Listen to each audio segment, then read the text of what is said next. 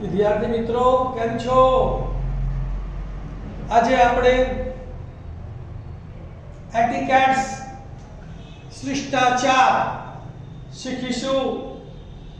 અંગ્રેજી બોલવાનું પ્રથમ પગથિયું શીખીશું. First step of English speaking એટલે એટિકેટ્સ.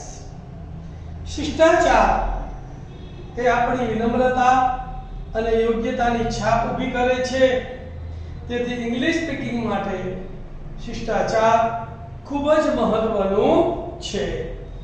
જ્યારે આપણે એકબીજાને મળીએ છીએ ત્યારે આપણે ગુજરાતીમાં, ઇંગ્લિશમાં કહું તો when we meet each other we say in Gujarati. આપણે ગુજરાતીમાં શું બોલીએ છીએ યાદ છે ને બધાને? એકબીજાને મળીએ છીએ ત્યારે નમસ્તે, જય શ્રી કૃષ્ણ, સીતારામ, ઓમ નમઃ શિવાય, જય માતાજી, સલામ વાલેકુમ, સત શ્રી અકાલ, જય જિનેન્દ્ર વગેરે કહીએ છીએ. પરંતુ અંગ્રેજીમાં આપણે આ શબ્દોનો ઉપયોગ કરીએ છીએ. In English we use these words.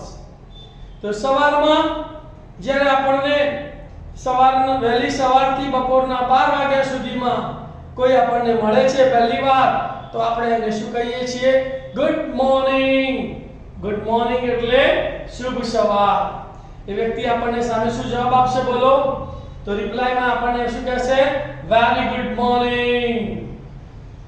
તો જ્યારે પણ તમે હવે કોઈને પણ સવારમાં મળો તો ત્યારે તમારે એને આવકારવા માટે શું કહેવાનું? Good morning.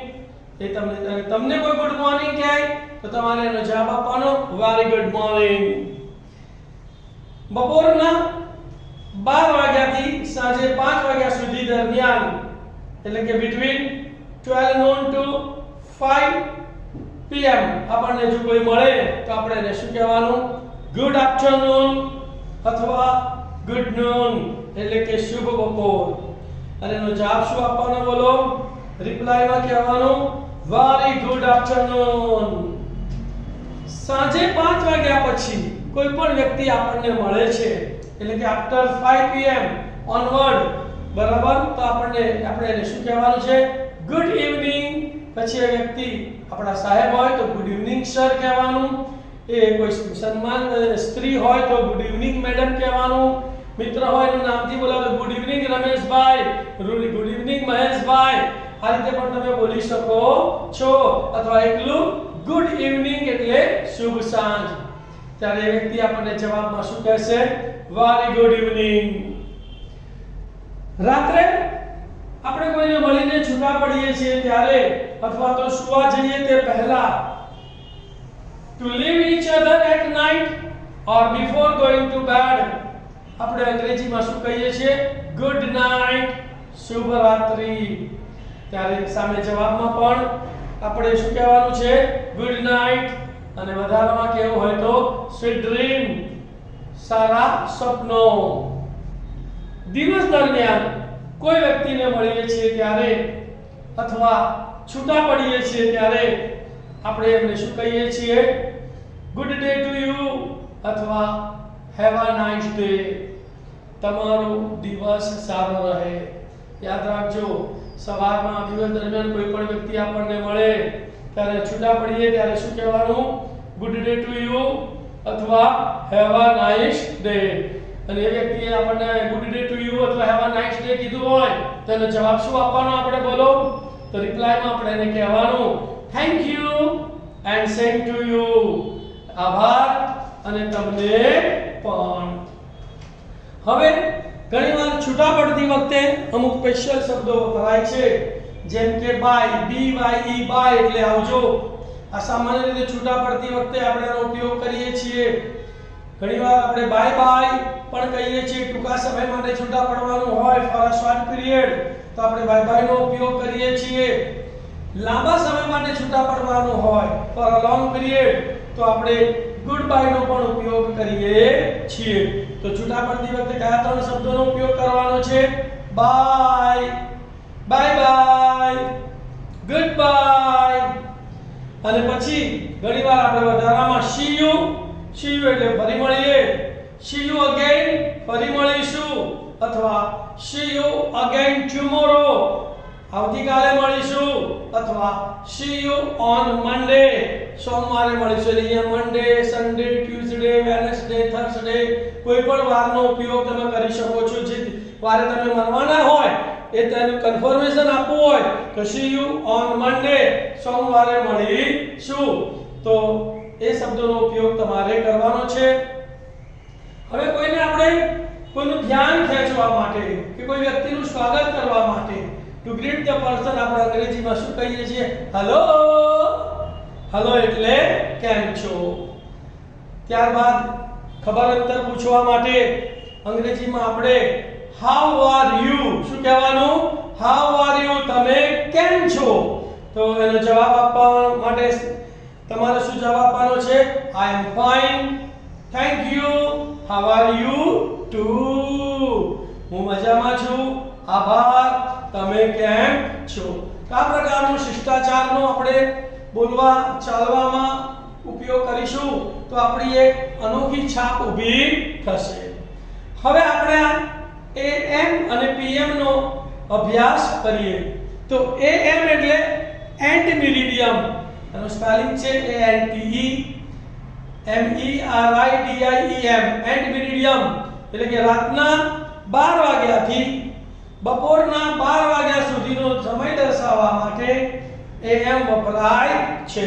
ઇંગ્લિશમાં કહું તો between 12 midnight to 12 noon time.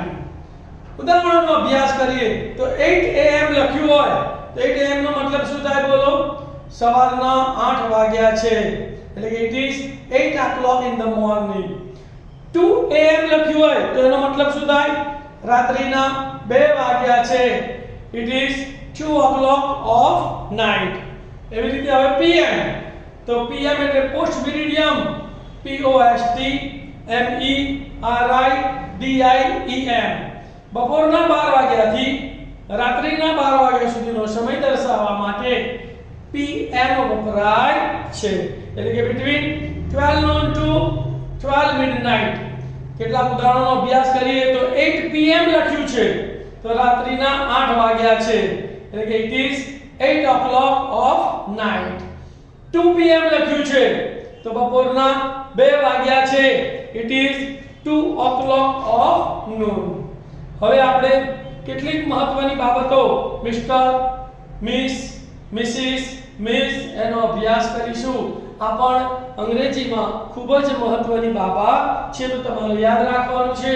આ ટાઇટલને તમારે યાદ રાખવાના છે. મિસ્ટર MISTER મિસ્ટર એનું ટૂંકું રૂપ છે MR બરાબર. પુરુષો માટે માનવાચક શબ્દ છે. ફોર મેલ બરાબર we use title મિસ્ટર. એવી જ રીતે મિસિસ MISSUS મિસિસ એને ટૂંકમાં આપણે MRS કહીએ છીએ. મિસિસ એટલે શ્રીમતી. પરણેલી સ્ત્રીઓ માટે MRS એટલે મિસિસ વપરાય છે એટલે for a married woman we use title MRS. Miss MISS miss એટલે કુમારી, કુંવારી અથવા તો કુંવારી છોકરીઓ માટે MISS મિસ ટાઇટલ વપરાય છે એટલે કે for unmarried girl we use title MISS miss. અને છેલ્લું આવું ટાઇટલ છે મિસ MIZZ એટલે ટૂંકમાં MS વડે દર્શાવાય છે. જ્યારે જે સ્ત્રી સાથે આપણે વાત કરતા હોઈએ એ કુંવારી છે કે પરણેલી આપણને ખબર ન હોય ત્યારે એના નામની આગળ આપણે મિસ શબ્દનો ઉપયોગ કરીએ છીએ. એટલે when we do not know that woman is married or unmarried we use title miss. હવે આપણે ઉદાહરણોનો ઉપયોગ કરીએ. થોડા નિયમો પણ ધ્યાન આપીશું કે મિસ્ટર, મિસિસ, મિસ અને મિસ પછી ક્યારેય એકલું નામ વપરાતું નથી પરંતુ તેના પછી નામ વત્તા અટક અથવા માત્ર અટક વપરાય છે. ઘણા લોકો જો તમને ઉદાહરણ આપું, ઘણા લોકો આવું કહે કે મિસ્ટર રમેશ ના બોલાય, ખોટું છે, અથવા મિસિસ ચંપા ખોટું છે, તો શું બોલાય? મિસ્ટર અતુલ પટેલ, એટલે કે શ્રીમાન અતુલ પટેલ.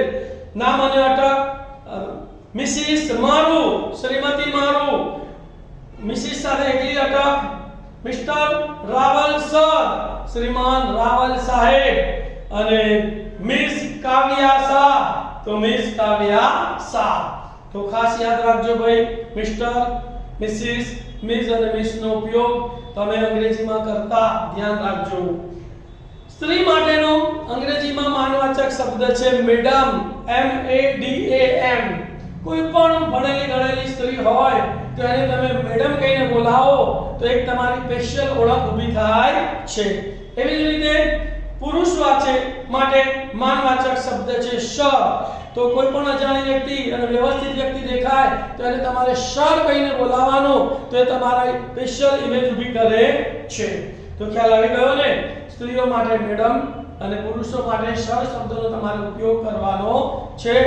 આટલા શબ્દો તમે બોલવામાં ઉપયોગ કરશો તો તમારી એક ખાસ પર્સનાલિટી સમાજમાં ઊભી થશે. Thank you very much for watching my video. વારંવાર વિડિયો સાંભળજો અને વારંવાર એને એકવાર તમે લખી નાખજો એટલે તમને યાદ રહી જશે. Please subscribe my channel, like the video and comment in comment box. અને તમને આવા વારંવાર વિડિયો જોતા હોય તો બેલનું બટન દબાવવાનું ભૂલશો નહીં. Thank you very much. ઓમ નમઃ શિવાય. Good night.